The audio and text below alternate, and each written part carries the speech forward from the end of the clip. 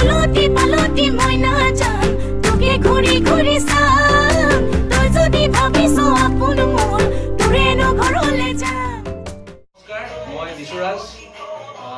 যোৱা বছৰ ৰঙালী প্ৰথম কৰিছিলোঁ, এবাৰ ৰঙালী আমি দ্বিতীয় কৰিছোঁ আৰু জানমণি গগৈ আপোনালোকে যেনেকৈ আঁকোৱালি লৈছিলে তেনেকৈ এবাৰ আমি লাটুদাৰ সহযোগত আৰু এটা গান কৰিছোঁ অলিয়া বলিয়া বুলি, আৰু খুব ধুনীয়া হৈছে। বাকীখিনি লাটুদা এতিয়া ক'ব। নমস্কাৰ, ভাইটি দিছোঁ, খুব মৰমৰ ভাইটি।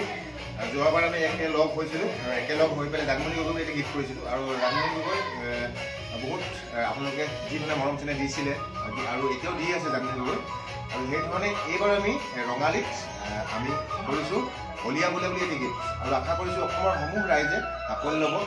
এটি ব্যতিক্ৰমী গীত, সচৰাচৰ হৈ থকা গীততকৈ অকণমান বেলেগ কৰিব চেষ্টা কৰিছোঁ।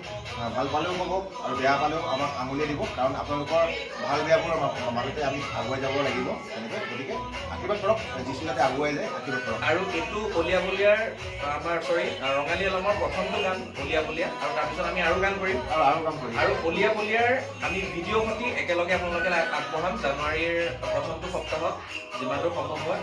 গতিকে আপোনালোকে চাব, খুব শ্বেয়াৰ কৰিব গানটো যিমান পাৰে। ধন্যবাদ। অলিয়া বলিয়া।